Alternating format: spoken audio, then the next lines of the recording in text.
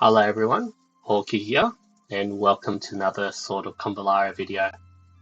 So today we'll do something different. We'll have a look at my account and see what's happening, like what units I use, what skills I raise, that sort of thing. So if you haven't subbed, please like and subscribe because I'm still not part of the content creator program, so I'm just relying on YouTube. Almost at that 1k subs. Alright, so let's jump into it. So I feel like I've beaten pretty much the whole game now.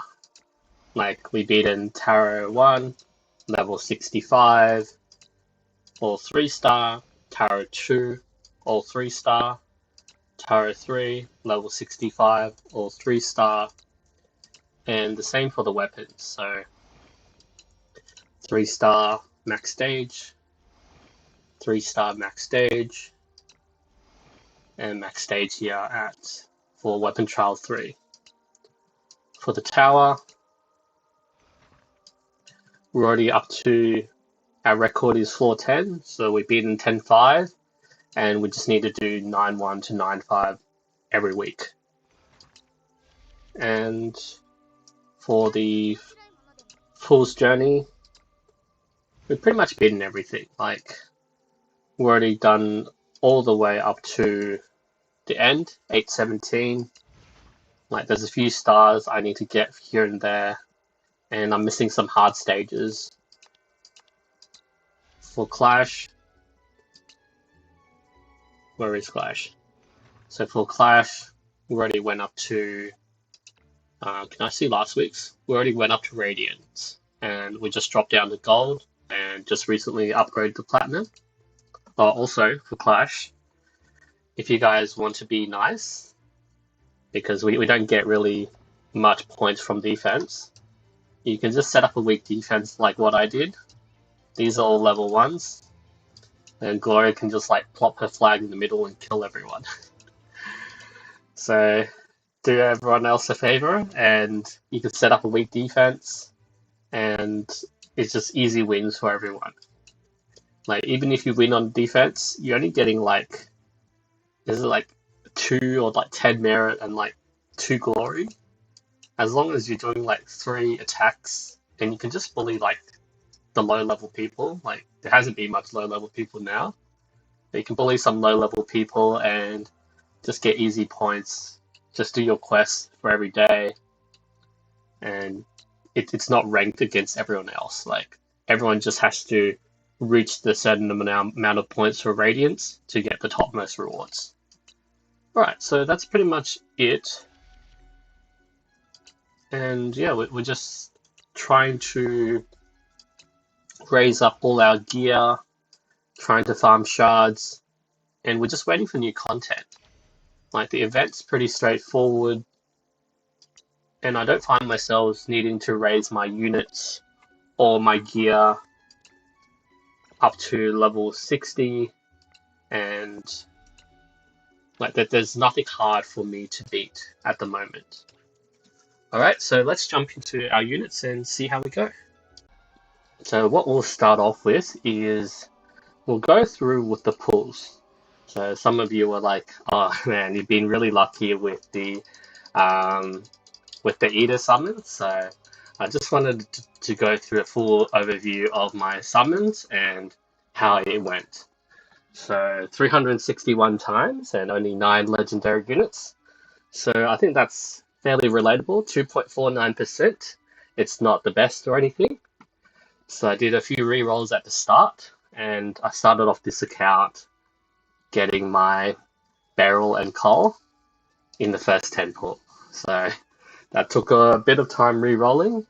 Probably spent about like, I reckon around 6 hours or so, like re-rolling. I was like opening like 9 instances or like 10 at a time in like LD play, 10 minutes per re-roll. That was a bit of a grind there.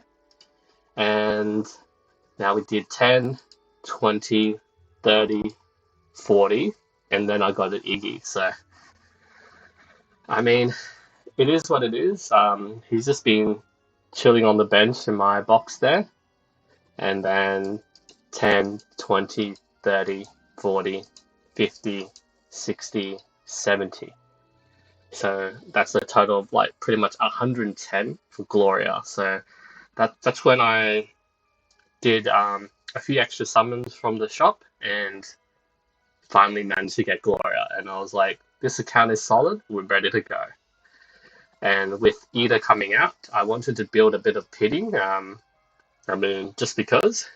So it was, yes, I remember at that time, I had the Outlaw Archer and I wanted to raise his skills up a bit. So I did 10, 20, 30, 40, 50, 60, 70, 80.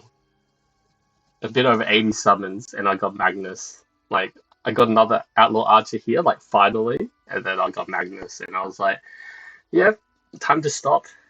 Time to save up for Edda. So Edda was another 10, 20, 30, 40, 50. Got Xavier here. 60, 70, 80, 90, 100. So 100 plus the initial 80 pity from doing extra pity on the Gloria banner. So Edda was like hard pity, full 180 in order to get her. So yeah, but even at that time, I couldn't get my 5-star Outlaw Archer. So if you saw my recent summon video on Simona, it took another. So I got NonoWill here on 30, 40, 50, 60. So like it took another, extra like 100 summons in order to just 5-star my Outlaw Archer from my Simona video. So man, that was rough. It's been like I think I've been getting pretty lucky with getting the actual unit, but yeah, it's just been pretty dry with legendaries. And with the shop, I managed to just get the selector and pick up Inanna. Alright, and let's jump straight to our units. So Cole, she's been like a big mainstay for my account. Like she's been so helpful clearing like the weapon 3 stages, some of the tarot stages, and she's just been amazing for account progression. I know she's been falling off because she can't one-shot any mobs now because like the mobs are so tanky, but she's just been really, really useful, and maybe I'll just keep using her for the leader aura and just clearing out some mobs from time to time. I still have Cole on my shard farming team, so eventually I'll get her to 3-star, and then I'll probably swap her out and put Simona in there. For her skills, I raised the critical strike instead of the hidden thorn, and 1 Castella here for the perfect assassin and omen of death. Like this lifesteal and crit is so good, and that's just pretty much standard for her. Ambush, mask, and eerie for work. This has been like so. It's been like saving my ass so many times. Like this skill is amazing. Like when she gets hit, she's like, "I'm just gonna flash back to you and then backstab you." And sometimes she just gets like a massive crit when she does that, and then she's getting like extra life steal. So gets hit, flashback, whack, life steal, full health. Alright, so that's it there for Cole. Next we have Simona. So we just pulled you, but she's been pretty cool. Pretty cool. Like, I mean, she's only really good for like PvP, maybe a bit of tower. Um, the main issue with her is she doesn't have really much DPS output. So this sword, this is like one of the highest DPS skills, 110 plus like additional 30% when you're on frosty tiles. Like this is 70%, so it's just like AoE control, slow down, that sort of thing. Flash freezing. I was thinking of getting this union skill just in case when we bring her, we don't bring Gloria, that sort of thing. Ice shard, And yeah, this Ice Assault, this charging skill is amazing. And I also got the Ice Made Armor. This is a really great support skill for your team. And it's just like an extra layer of health, essentially. And this is just knockback of Papal Ice Priest. Alright, and yeah, she might jump onto my shard farming team soon, and we might push her all the way up to getting the 3-star there. Alright, so Gloria, this is the girl I went deep in for. Yeah. Alright, so let's see what we have for a skill. So Lance of Justice, that's a good AoE skill, and then changes to the Sword of Justice for extra DPS. That's a leader aura. I had to get this like in Tarot Whisper 3. Like I was lacking like just a little bit of DPS, and I ended up wasting a Castalia here to get the counterback skill, like counterattack skill. Like I could see it coming to use like every now and again, but this might have been a waste. But hey, it's an extra 3% attack. We'll take it. We'll take it. And Gloria's just going to be sitting around for a while, so there's no harm in doing so. And then these two rank 3 skills, that's pretty standard. Like this is like what you definitely have to get for Gloria. So some of you might have followed some CN guides and Tamaisu, that sort of thing, and taken the Knightly Spirit. But the Solemnity Aura did help me out. I was following Celion's guide there, and I just took this because I was like, hey, attack down would come in useful every now and again, and it did help me tank the Weapons Trial 3. And I feel like future on for the like the harder bosses, this is going to come in useful. The issue with the weapon bosses is that this is a 2-tile radius, and it only affects the weapon boss if you're on the center middle tile. Like you have to affect that very middle tile of the boss. You can't be on like the left side or the right side in front of the boss. You have to be center facing the boss. So that was just one thing I noted. I did send a support ticket about this, and they're like, "Oh, this is how the game works." And I was like, "Okay, it is what it is." And let's get back to. So she's been in my shard farming team, so almost 3-star, and we get that extra 2 move, and soon we'll get to 5-star. So I'll just keep her on there. I don't think I'll push her out anytime soon, and try and push her all the way up to 5-star there. So we have Beryl. Yeah, I know. I did end up pulling on her cosmetic banner. Like it was it's probably like such a big waste of gems. I got pretty lucky in the first round, and like got her like, was it her avatar, this one, in what was it, like 5 or 6 wishes, like sets of wishes, and then but I had to go like the whole way in order to get her background as well as the frame. So where was the frame here? So that was, yeah, so that's her, this background, and then this frame as well. So I think that was a total about 9,000 gems. So definitely, let's say we're supporting devs. It's such a good game. Alright. So for her skills, I ended up taking the healing skill, and then she also becomes a skill battery for everyone. I did it for Weapon Trial 1, but we didn't really end up needing it.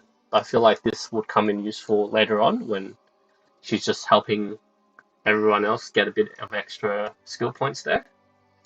And yeah, that's the only Costello I used on her. And I also like the Bane skill. Like, it doesn't tell you in the description, but this one, you can still attack when there's obstacles in the way. Like, you know, for example, there's like a crate or there's like a rock or Gloria's flags in front of you, and then she just drops this rock from the sky, so it doesn't get blocked by the targeted skills.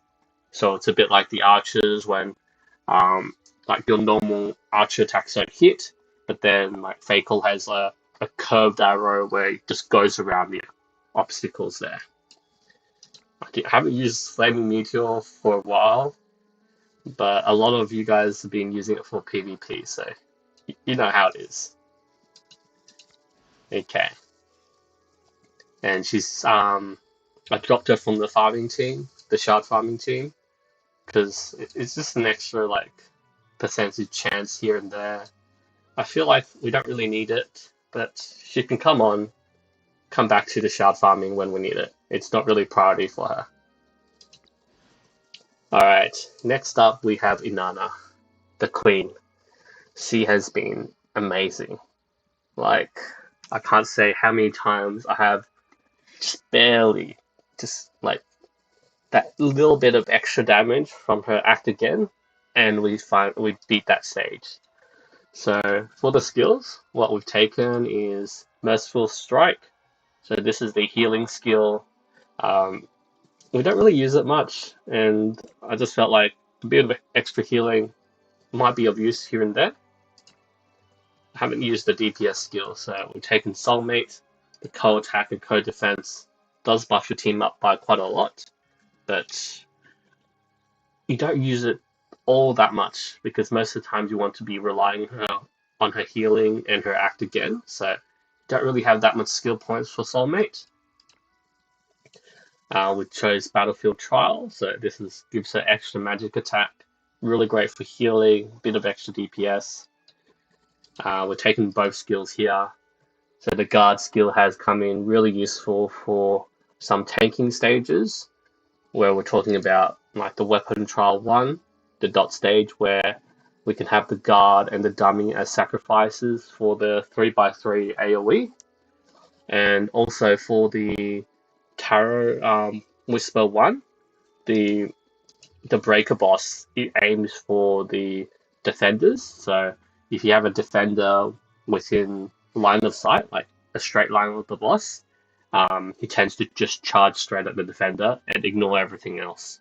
So it's really good for manipulating the AI, especially if you have against breaker bosses. And yeah. And her act again skill, this is Princess's Prayer. This has been like so useful. That extra turn and you're giving an extra attack too. It's just so good. She's been on my shard farming team as well. Almost 3-star. So when she gets 3-star, she can heal 2 allies with her passive at the end of the turn instead of 1. So those extra heals, it's just going to snowball from there. And I finally got the cube, so we'll jump into weapons and equipment a bit later, but yeah, finally. I just got it from the Simona and Lexi event upon the Scorched Earth. Alright, Edda. So this is the girl I went to pity for. 180. Got you on the guaranteed. Was she worth it? I believe she is. She is worth it. At least for a magic team. If you like your magic DPS. So just the dispelling, like there's not that many shield enemies. I would take shield break for. Extra P defense down, 50% chance. Some have taken this barricade fight. I can see this being useful as well if you're making either more of a DPS, but I have heard more of a support, 30% support damage here. Yeah, and the shelter advantage, 40% decreased damage. That's the extra tankiness we get from her. And we definitely wanted to get both skills. So her barrel skill, that's her like signature skill. And then this buff is amazing. Damage 3, 30% increase. Also gives us a move and magic defense. Cleanses some debuffs, and these are more like the stuns and everything like that. It doesn't cleanse like dots and everything, so it is what it is. I mean, you can have her with the Empress Tarot to cleanse a bit more, and her crate skill. So this is just give someone basically an extra 2 height, and then you get that highland advantage to do extra damage, and you're also taking it less damage when you're on the crate as well.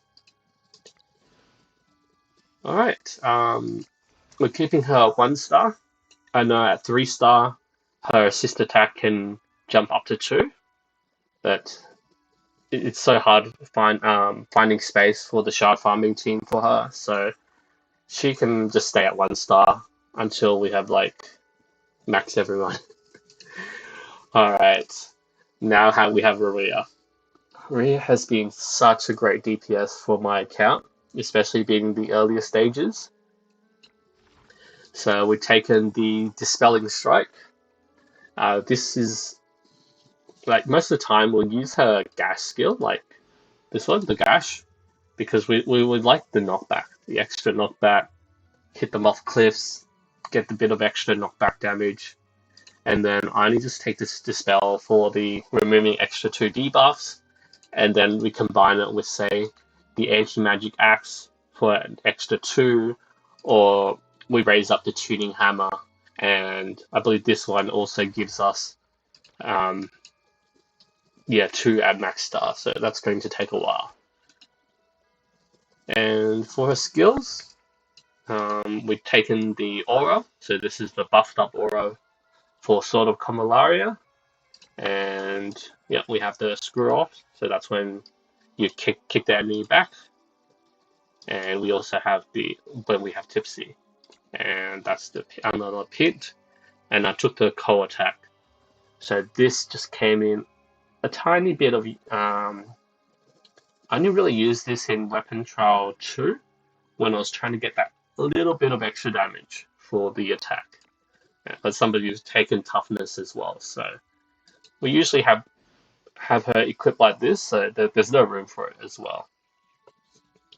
And this Evergreen Pendant is pretty good for her because she gets so much healing, the random Tipsy stacks, and another pit.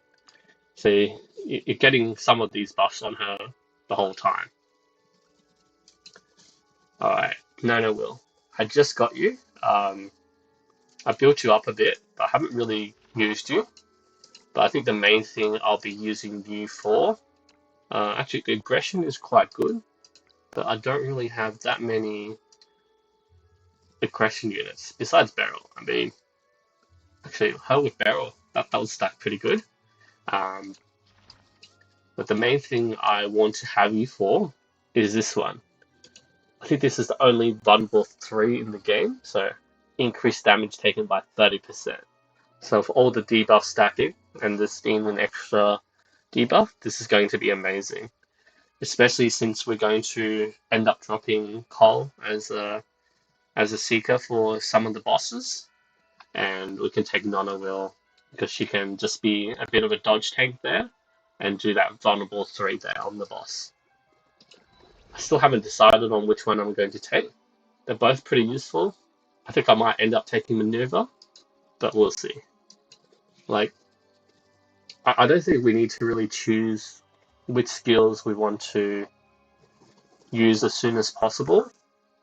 Like, I'm just only choosing them because I need it to beat that content sort of thing. Alright, and that's it for NonoWill. Maitha, you've been amazing from the start. I think everyone's got her to 3-star, that's pretty standard. And I just followed the standard Celion build here. The guard, I think this co-defense is pretty useful. Come on, everybody. We know it just helps her just block for her allies. Some of you also spend a Castalia for the charge. I know some of the tower guides also use like 2 sets of knockback. Her leg slam plus the charge. I still haven't taken that. Endurance activation.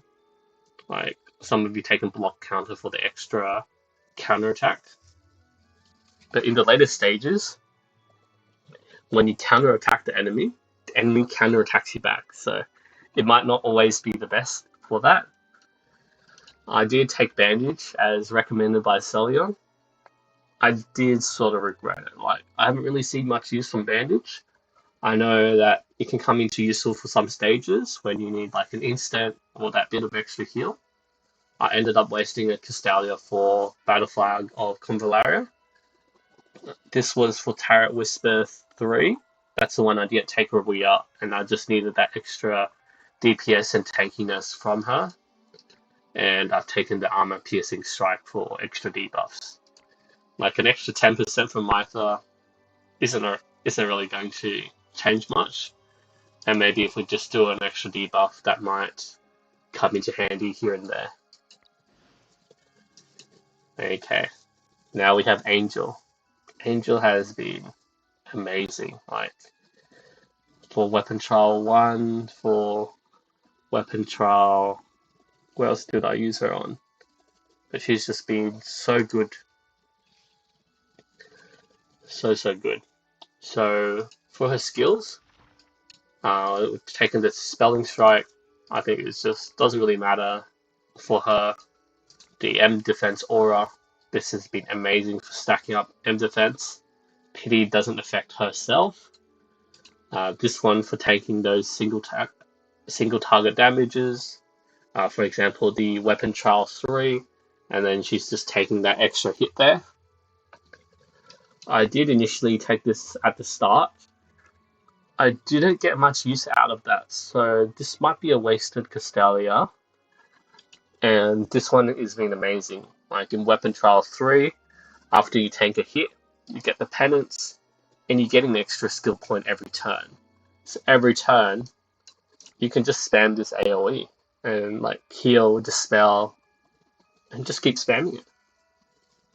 I mean, what else could be as good as that? That's pretty much it for Angel. She's 5-star already, and yeah, she's great. Outlaw Guard. This has been he has been I think one of the biggest MVPs for beating the hardest stages. So I took the Weapon Eroder skill, piercing damage, attack down. I only got it because in Weapon Trial 3, for some turns I had him out of range, and I still wanted him to do a bit of damage, dispel the boss using the anti-magic axe, and do the attack down. So actually, you don't need the attack down because you got intimidate, but it was just a bit of extra damage and dispelling the boss. We have the rage. There's not really that much difference between these two. His damage doesn't really matter that much, so we could have taken weak spot there. Intimidate. This is amazing. Especially when you're boss fighting. That's the only enemy around, so you're getting that attack 2 down no matter what. And it's four tile radius every 2 turns, so even when you're cutting the boss, as long as you're within that extra bit of range, it's great. What is this? When you die, increases movement by 2. Alright. This Rupture Armor, 50% for physical defense down 2. Yeah, this is really great for increasing our DPS. But that 50% is a bit of RNG. And that's it for Outlaw Guard. So I still have him with the anti-magic axe and the judgment from Weapon Trial 3. Okay, Recruited Assassin. So he's our epic dodge tank. I've used him for so many tower stages, and he has been useful in some tower stages as well as the dodge tank, and that hook shot does come into handy. I did a no Cole, no Gloria for Weapon 3, and he has been amazing for beating that stage as well. Yeah, I mean, I haven't even maxed you, but we'll save some resources. I feel like I'm running out. Okay, so we have the maneuver, the counter attack. Yeah, this one, fancy footwork. I feel like that's fairly standard for Recruited Assassin. Don't really have any much more to say. Faycal. you're just a write-off at this point. Like I built you a bit like an alert build. Maybe I'll set you up for PvP or something, but I barely used you. Like weapon trial one, I had you for a bit of DPS, and I had Faycal do like the alert on the boss because of the hunter's intuition. So when you do the alert on the boss there, you're getting that extra when the boss casts its skills. Like boss, the big weapon boss one doesn't move, so when the boss casts its skill, your alert still triggers off. So I can see that coming to useful every now and again, but you just alert the mechanics of it. It can be good. It can be good for like blocking off choke points, that sort of thing. I haven't really found that much use for you yet. I think it's probably because we've been choosing a lot of stages, and we haven't really been like, oh, guard this checkpoint and kill all enemies here. Instead, we're just being, throwing all the Luxide powder, Luxide bombs, and just kiting the enemy around. Outlaw Archer. I finally got you to 5-star. And when I finally got you to 5-star, I didn't need you. Yeah, I just wanted a bit of extra damage. I believe this was for Weapon Trial 1. Like, I was using you with Faycal, and I was like, I'm not getting enough physical DPS. I want to get Outlaw Archer 5-star. And it just didn't really work out. But you did come into useful from time to time for those stages, and let's get into it. So I took the P defense down for 3 turns, and I've seen so many of the tower guides come up with the trap. I haven't really gone and spent the Castellan on this yet. I found other guides instead. Sorry for those who are making guides with Outlaw Archer using the trap. I don't have that skill. The Curse, the Vulnerable 2. This was good for like Weapon Trial 3. Yeah, Weapon Trial 3. A bit of extra damage there. But I feel like we didn't really end up using you much at all. Like Weapon Trial 1, we did use you for a bit, and then we got Edda. But then you basically got replaced by Edda. Because I didn't really have much physical damage archers, and I just gave up the attack down, the attack 2 down. Like I was trying to use you before I looked into Outlaw Guard for Weapon 3, and I just found Outlaw Guard a lot more better because that intimidates 100%, whereas you got so Intimidate has the attack down at 100% and the P defense down at 50, but Outlaw has the other way around. P defense at 100% and then attack down on 50. So I needed the more guaranteed tankiness instead of the extra DPS. And you have the Luxite Shrapnel for choosing those stages. Alright, next up, Nightingale. So at the start, with my initial 110 pulls for Gloria, I did have you. So I eventually got you, and you've been pretty amazing. Like I've seen a lot of the tower guides cheesing, and you've been using your burning grenade. I still haven't decided between these two skills. Like I just left it as it is. You got the sleep skill. I think I used it twice in some towers, and the weapon eroder. So that's fairly standard here for you, Nightingale. And I got you 3-star. I know some guides have you had 3 stars, so that's perfect. Moving on, we have Abyss. Abyss has been such a good tank for Weapon Trial 1. So for Weapon Trial 1, you're standing there, you're debuffing the boss, and you're doing that extra debuffs there. So I've taken the Leader Aura for that bit of extra damage and tankiness. I know some of you have been using her a bit like a DPS with the Dark Ripple. I haven't actually built you that way yet. Maybe we'll see that in the future. So Protection of Darkness. So this stacks up to 30%. whereas this one's only until 25 and only for range attacks.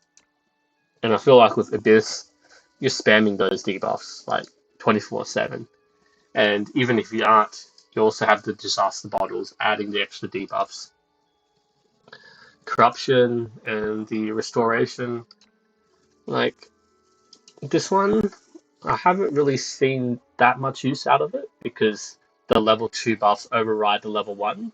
But just in case you're missing out on that like defense down or attack down and you didn't actually get it from casting your skills or disaster bottle, getting the random level 1 does help out from here from time to time. You have the single target sleep skill, and that's great for choosing stages. And overall, you've just been amazing. Can't wait to maybe build you up more and play a DPS version for you. But we'll see. Papal Ice Priest. You got outclassed by Simona. Let's move on. I'm just kidding. Alright, so we're taking this ice shop. So this was really good for one of the initial Tower 10 stages. Like you had to kite the mobs around the huge map, and this was really good for like slowing it down enemies, triggering the barrel there in the middle.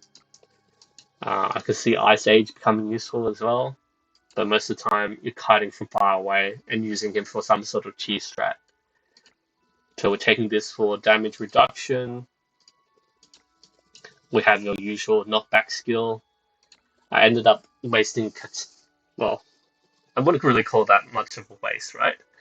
We got this field aura for AoE decreased by 25%. I had to take this for him to tank that tower stage, and also I was thinking of using this for like weapon 1 and just tanking the AoE damage. I think some people have used Papal Ice Priest for the weapon 1 stage, and yeah, they beat it. So it did come into useful, and that's just standard ice lane skill. So not much more to say. You just got outsped by Simona by 1, and you just got replaced. Just kidding. Like you can see Papal Ice Priest for cheating strats because most of the time you won't be taking both the Icy Blast and Ice Cone, and Simona doesn't have an Ice Shock, so we'll see some uses out of you from time to time. And this aura will come into handy sometime. Ballista, you're my range DPS, so I did end up trying you later on. I decided to go with Divine Grace over you, but I did end up raising you. So I did this crit instead of this one, ignoring 40% defense on the basic attack, and getting the Highland advantage, catapult. Some of you taken, yes, yeah, it was the scatter skill for PvP, I believe. It was like you just do a huge AoE blast at the enemy, especially for that bridge map. And this is the 100% P defense down, which has been really core in increasing your DPS. So not much really to say about Ballista. I only used you very rarely, maybe actually like once or twice for tower, and I did try you out for the weapon stage as well. But that's about it. Blade, this is our ultimate dodge tank. So many people are missing you. So hopefully for those who don't have Blade, you'll get him soon. It's a him, right? Yeah, it's a him. Yeah, so for the dodge tank, I haven't actually chosen the basic attack skills. I just kept it as it is for now. This Tracer's Shadow is pretty good. You become like, one of those ninjas from like Naruto or something. You do that replacement, and then it's like a log, a puppy or something, and you teleport back to the enemy and deal damage, and you gain the dodge again. So it's really good if you definitely know you're getting a hit, and you get that extra movement as well. You got this fling hair for the bit of move there, maneuver, and fancy footwork, which is your main dodge tank skill. That's pretty much all it for Blade. You're just being amazing as a dodge tank. I've used this skill every now and again for that increased attack, but it just costs too much, I think. But I think you get it back if you just one-shot them. It doesn't happen that often though, because all the enemies are so tanky and Blade's DPS isn't all that much. Crimson Falcon. You were good before Cole, but he did come into use from time to time. So the armor piercing strike, Shadowgate. Yeah, this one's a lot better. You just steal the buff from the enemy. Vital Guard, so you get the extra dodge. A bit worse than Cole's one, but it's still pretty decent. I don't really like the skill. Like the P defense down is good, but you have to keep in mind the mechanics of how this works. This is the start of Crimson Falcon's turn. You get the skill. You get this off. And Crimson Falcon is slow. Like, I'm not sure if you guys seen it. We always have the defenders go first, and then like the breakers, everyone else, and then it's like the assassins, then the healers. So you're not really getting this off for much of your team. Only if you use like urgent order and you have Crimson Falcon move first. Otherwise, those that get the P defense down, you're only going to take advantage of it if those units are slower than Crimson Falcon, or you've got like Inanna refreshing their turn for another attack. Yeah, I just don't like the mechanics of that.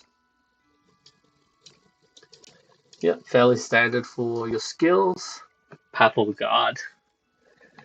This has been like, he's just like number one for weapon stage 2. Yeah, weapon stage 2. You're number one. Like, there's no dispute around it. Your main skill. Actually, let's go into your skills here. So this has been a bit of a debate. The invulnerable, that big damage reduction 40% decrease, versus flagellant, and you're getting penance for the extra skill point regen. I think both are pretty good. This one probably for the big damage decrease, and this is for like the later turns where you can just keep stacking on the skill points. The skill for the range attack, and this is the one where you can you get the armor at the start of the turn, the physical shield, and this is one where you can just spam multiple times and get that shield up. So spam it twice, you get 50% health as a physical shield. So thank you so much, Papal God. You helped me beat Weapon Trial 2 at level 65. Vlderian Scout. So this is the hit and run skills for the Luxite Shrapnel. I think that's fairly standard. I had to take this for some of the tower stages, get that extra movement and jumping from highland. The curse for vulnerable, most of the times you're not really getting hit anyway, so maybe this one would have been better. You have to maneuver for extra movement after you cast your Luxite Shrapnel, and it's just for those hit and run. You just throw the bomb and run away. And this one just gives you extra jump, so you have huge movement and jump. Alright, so moving over to Iggy, my first 5-star that wasn't on rate up. I still don't know what to do with you. I've raised some skills, but I've never used you, so I mean I used you once in like PvP or something, and I just left you on the bench. I'm just raising you up because the Void's Memento needs like another breaker, and I just raised it just because. Stinger, I think Stinger is fairly standard. We have him for the Luxite Shrapnel stages, and just watch them die from the infection there. Also, just killing the low HP enemies using the Hangman's mark there. Alright, Flame Sorceress. You're a nice solid mage for the start. You can do the scorch damage there from your skills. I just chose these skills there. Haven't really used the Pyroblast. The Blazing's pretty nice. And I think this Wind Rider is sort of good if you don't have the Gloria and need that extra movement. But the Scorcher is really good for just burning down enemies in tower stages. And just a standard Flame Killer skill. Alright, Divine Grace. So this was one of the first archers I raised, especially for the knockback skills. You also have the Flaming Shot for extra burn damage. This is good for stacking up your buffs and doing a lot of DPS. I don't think I've used this as much. Like I can see with Angel's passive giving you extra buffs, and then yourself getting extra buffs when you get healed. Crit command's fairly nice for the crit aura, and just doing a bit of extra damage with your attack. Alright, not much to say for you, Divine Grace. Suppression. You were my initial take for Weapon Trial 1. Like, I tried to have you tank all the hits, and it did work from time to time, but well, we didn't really keep on using you. Like, I think later on I was more of a struggle for DPS than actual tankiness, so I didn't really get that much use out of you. It is what it is. This skill's fairly confusing. It means that when he dies, he revives at 5% health. Yeah, I mean, that's all there is to it for you, Suppression. Outlaw Assassin, yeah, just raid you for the luck sight. Shrapnel, you've been stuck at level 1. Like, I didn't even bother. Butterfly, I had you for a stage where I had to, one of the tower stages, I had to use the swap skill and swap with someone else. But other than that, I just kept you at rank 3. Magnus, you're at level 1. Darkfire Priest. I used you for the Scorch skill, I believe, one time. For the the extra burn. And I think that's about it for the units. Didn't really raise up anyone else, so what's that? 5, 10, 15, 20, 25, 27, 28-ish. Let's say 28 units I raised out of the total 57. Like, there must be, like, I bet quite a few have raised a lot more other different units for different stages, but I'm just trying to beat the stages with my existing units there. Alright, so that's it for the units. I'll come back and upload another video for everything else on my account. But thank you so much for watching, and hope you have good luck on your summons. Take care.